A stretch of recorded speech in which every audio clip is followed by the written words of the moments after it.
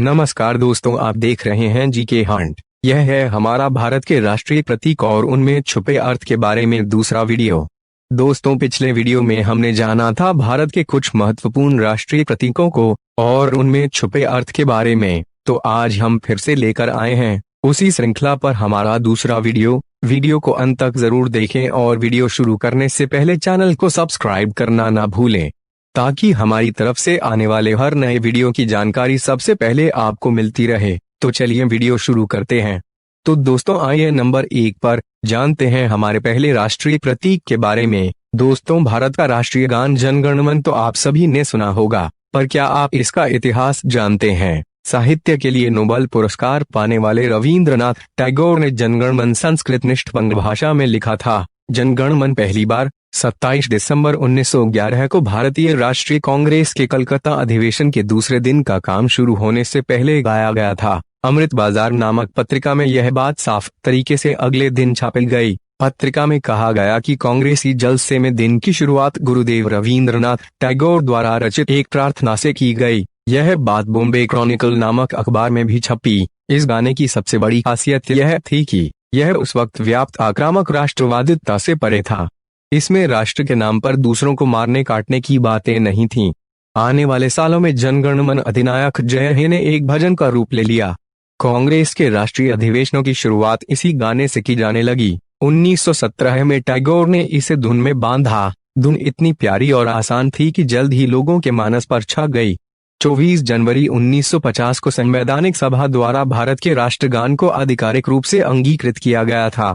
तो दोस्तों, चलते हैं दूसरे नंबर पर और जानते हैं हमारे अगले राष्ट्रीय प्रतीक के बारे में। दोस्तों, भारत के राष्ट्रीय गीत वंदे मातरम का इतिहास भी बड़ा ही दिलचस्प है। बांग्ला भाषा के शीर्ष साहित्यकारों में गिने जाने वाले बंकिम चंद्र चट्टोपाध्याय ने वंदे मातरम की रचना 1870 के दशक में की थी।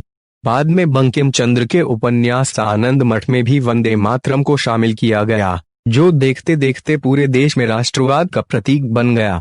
रविंद्रनाथ ठाकुर ने इसके लिए धुन तैयार की और वंदे मातरम की लोकप्रियता तेजी से बढ़ने लगी। जब आजाद भारत का नया संविधान लिखा जा रहा था, तब वंदे मातरम को न राष्ट्रगान के रूप में अपनाया गया और न ही उसे राष्ट्रगीत का दर्जा मिला।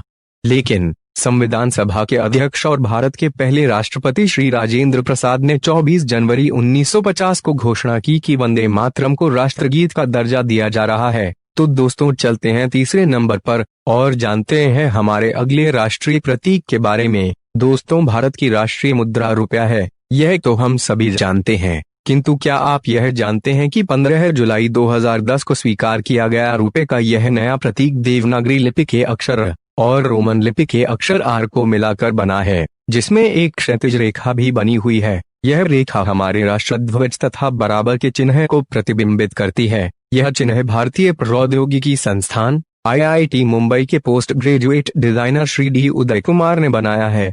इस चिन्ह को वित्त मंत्रालय द्वारा आयोजित एक खुली प्रतियोगिता में प्राप्त हजारों डिजाइनों में से चुना गया है। तो दोस्तों, चलते हैं चौथे नंबर पर और जानते हैं हमारे अगले राष्ट्रीय प्रतीक के बारे में। दोस्तों, महात्मा गांधी को भारत के राष्ट्रपिता कहकर संबोधित किया जाता है, लेकिन बहुत कम लोग इस बात को जानते हैं कि उन्हें यह उपाधि किसने दी थी। महात्मा गांधी को पहली बार सुभाष चंद्र बोस ने राष्ट्रपिता कहकर संबोधित किया था। सुभाष चंद्र बोस ने 4 जून 1944 को सिंगापुर रेडियो से एक संदेश प्रसारित करते हुए राष्ट्रपिता महात्मा गांधी कहा था। भले ही देश भर के लोग महात्मा गांधी को राष्ट्रपिता के तौर पर जानते हों, लेकिन भारत सरकार आधिकारिक तौर पर महात्मा गांधी को राष्ट्रपिता घोषित नहीं कर सकती है। संविधान के आगे भारत सरकार भी मजबूर है। तभी तो गृह मंत्रालय ने लखनऊ की बाल आरटीआई कार्यकर्ता ऐश्वर्या पराशर को दी गई सूचना में कहा है कि सरकार महात्मा गांधी को राष्ट्रपिता घोषित करने के संबंध में कोई अधिसूचना जारी नहीं कर सकती है। आइए दोस्तों, नंबर 5 पर जानते हैं हमारे अगले राष्ट्रीय प्रतीक के बारे में। दोस्तों, भारत के राष्ट्रीय कैलेंडर का दर्जा साका कैलेंडर को प्राप्त है। 1957 में इसे कैलेंडर कमेटी द्वारा बनाया गया था, जिसे भारतीय पंचांग की मदद से तैयार किया गया है। इसमें हिंदू धार्मिक कैलेंडर के अलावा खगोल डेटा समय भी लिखित होता है। यह कैलेंडर 22 मार्च से शुरू होता है और इसमें सामान्य वर्ष की तरह 12 महीने या 365 दिन होते हैं। आइए दोस्तों, नंबर 6 पर जानते हैं हमारे अगले राष्ट्रीय प्रतीक के बारे में। दोस्तों, भारत की राष्ट्रीय प्रतिज्ञा निष्ठा की शपथ है। इसका स्वतंत्रता दिवस और गणतंत्र दिवस समारोह के दौरान स्कूलों में उच्चार किया जाता है। राष्ट्रीय शपथ को तेलुगु भाषा में पेद्दिमरी वेंकट सुब्बाराव द्वारा 1962 में लिखा गया था। सर्वप्रथम 1963 में विशाखापट्टनम के एक स्कूल में निष्ठा की शपथ ली गई थी। इसे 26 जनवरी 1965 से सभी स्कूलों में निर्धारित रूप से गाए जाने का प्रावधान बनाया गया है। आइए दोस्तों नंबर 7 पर जानते हैं हमारे अगले राष्ट्रीय प्रतीक के बारे में। दोस्तों, सत्यमेव जयते भारत का राष्ट्रीय आदर्श वाक्य है। इसका अर्थ है सत्य ही जीता है या सत्य की ही जीत होती है। यह भारत के राष्ट्रीय प्रतीक के नीचे देवनागरी लिपि में अंकित है। आइए दोस्तों नंबर 8 पर जानते हैं हमारे अगले राष्ट्रीय प्रतीक के बारे में। दोस्तों, आपको बता दें कि भारत की कोई भी राष्ट्रीय भाषा नहीं है। हिंदी भारत की एक राजभाषा है, यानी जो भाषा राजकाज अर्थात सरकारी कार्य के लिए उपयोग की जाती है। अनुच्छेद 343 के अनुसार देवनागरी लिपि में लिखी गई हिंदी को आधिकारिक भाषा कहा गया है। राष्ट्रभाषा का भारतीय संविधान में कोई भी उल्लेख नहीं है। हालांकि भारत में 22 भाषाओं को आधिकारिक दर्जा दिया गया है। आइए दोस्तों नंबर 9 पर जानते हैं हमारे अगले राष्ट्रीय प्रतीक के बारे में। भारत की राष्ट्रीय लिपि देवनागरी लिपि है। देवनागरी एक भारतीय लिपि है जिसमें अनेक भारतीय भाषाएं तथा कई विदेशी भाषाएं लिखी जाती हैं। यह बाएं से दाएं लिखी जाती है। इसकी पहचान एक क्षैतिज रेखा से है जिसे शिरोरेखा कहते हैं। देवनागरी विश्व में सर्वाधिक प्रयुक्त लिपियों में से एक है।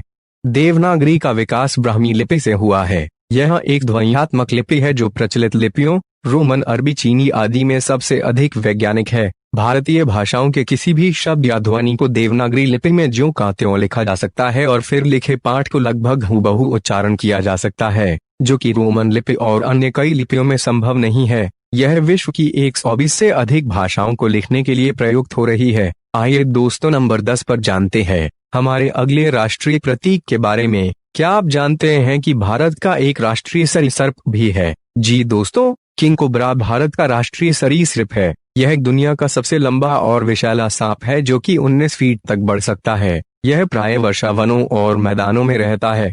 यह दुनिया का एकमात्र ऐसा सांप है जो अपने अंडों के लिए घोंसले बनाता है और उन्हें तब तक पालता है जब तक कि वे अंडे से बाहर नहीं आते। तो दोस्तों, ये थे भारत के कुछ और महत्वपूर्ण राष्ट्रीय प्रतीक और उनके छुपे हुए अर्थ। इसी तरह की वीडियो लगातार पाने के लिए चैनल को अभी सब्सक्राइब करें और बेल आइकॉन दबाकर ऑल पर क्लिक करना ना भूलें।